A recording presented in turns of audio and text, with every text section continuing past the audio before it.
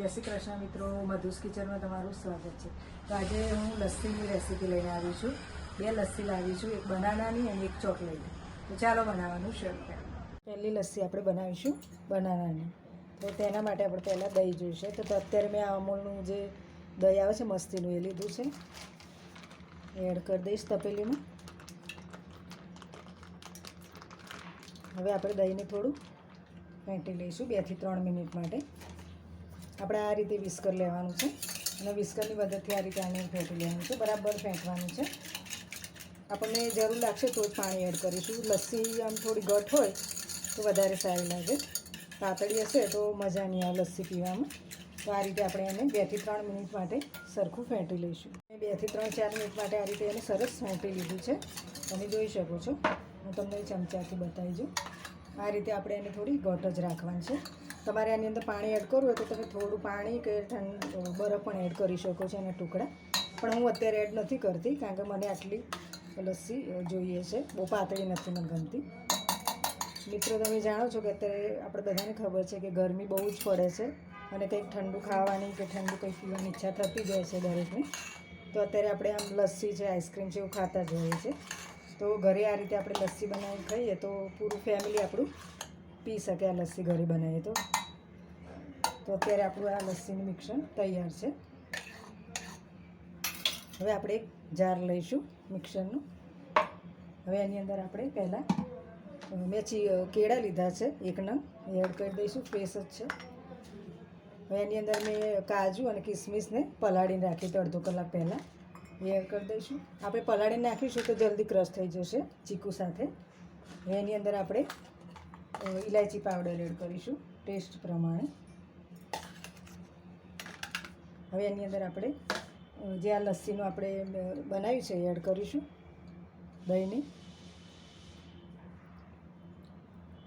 અત્યારે હું 1 કપ જેટલી એડ કરું છું દહીં અંદર। હવે એની અંદર આપણે ખાંડ એડ કરીશું, જે દળેલી ખાંડ બહાર મળે છે એને આપણે બૂરું ખાંડ પર કહીએ છીએ, એડ કરીશું। કેળું થોડું ગળું હોય છે એટલે આપણે 2 ટેબલ સ્પૂન જેટલી ખાંડ એડ કરીશું।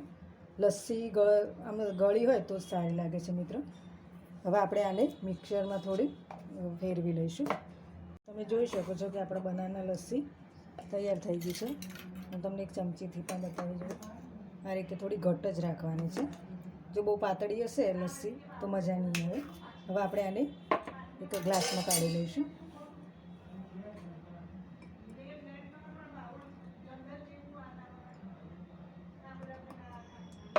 હવે આપણે એને સાઈડમાં મૂકી દઈશું, પછી આપણે એને ગાર્નિશિંગ કરીશું। હવે આપણે બીજી લસ્સી બનાવી દઈશું। આપણે બીજી લસ્સી બનાવીશું તો તેના માટે મેં આવી ચોકલેટો લીધી છે, 2 ડેરી મિલ્ક તેની બનાવીશું। આપણે ચોકલેટને ઓગાળી દઈશું દૂધમાં। તો અત્યારે મેં પેન લીધું છે, ગેસ ચાલુ કરી દીધું છે। હવે એની અંદર આપણે 2 ટેબલ સ્પૂન જેટલું દૂધ એડ કરીશું અને એની અંદર આપણે જે આ ચોકલેટ લીધી છે ડેરી મિલ્ક એ એડ કરી દઈશું। આપણે આ ચોકલેટની લસ્સી બનાવીએ છીએ, ચોકલેટી લસ્સી બહુ સરસ લાગે ટેસ્ટમાં।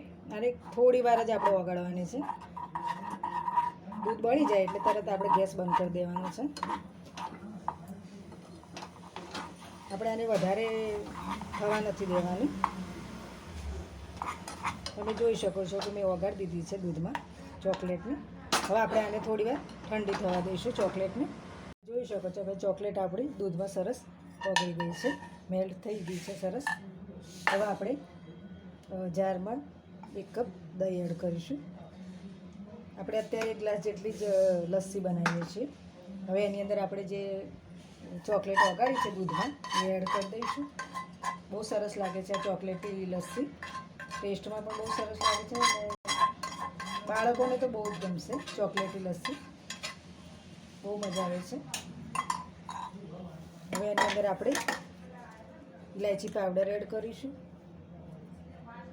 બદામના કાજુ લીધા છે એ પણ એડ કરી દઈશું। તમે આની અંદર પિસ્તા, દ્રાક્ષ બધું નાખી શકો છો। અત્યારે મેં બદામ કાજુ લીધા છે અને ઇલાયચી નાખી છે। હવે એની અંદર આપણે ખાંડ એડ કરીશું। ખાંડ અત્યારે આપણે થોડું જોઈને એડ કરવાની છે કારણ કે ચોકલેટ આપણી ગળી હોય છે, વધારે સ્વીટ હોય છે, એટલે આપણે જે ખાંડ છે એ થોડી જોઈને એડ કરીશું। 2 ટેબલ સ્પૂન જેટલી એડ કરું છું। જો તમને મોરી લાગે તમને લસ્સી તો તમે પાછળથી અત્યારે આમાં એડ કરી શકો છો। હવે આપણે આને મિક્સરમાં ક્રશ કરી લઈશું। જોઈ લઈએ, ચેક કરી લઈએ। તો આપણે બનાના પેલા ચોકલેટી લસ્સી તૈયાર છે, તમે જોઈ શકો છો. મિક્સરમાં મેં એને ક્રશ કરી દીધું છે. હવે આપણે એને એક ગ્લાસમાં એડ કરી દઈશું.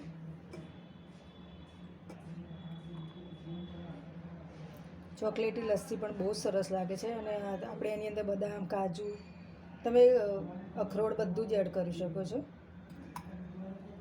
તમે જે ડ્રાયફ્રૂટ જે તમને ગમતા હોય તમે અંદર નાખી શકો છો.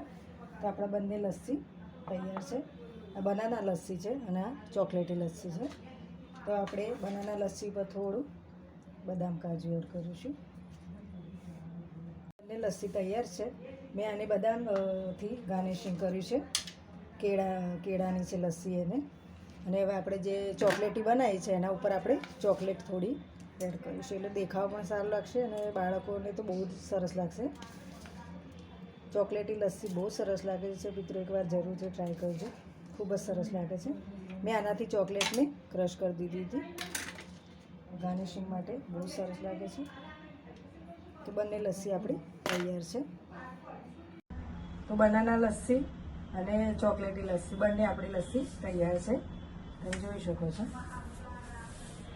તો તમને આજની મારી રેસીપી પસંદ આવી હોય તો મારા વિડીયોને લાઈક કરજો, શેર કરજો અને સબસ્ક્રાઈબ કરી દેજો મારી ચેનલને. હવે આપણે એક નવા વિડીયો અને નવી રેસીપી સાથે મળીશું. ત્યાં સુધી આવજો.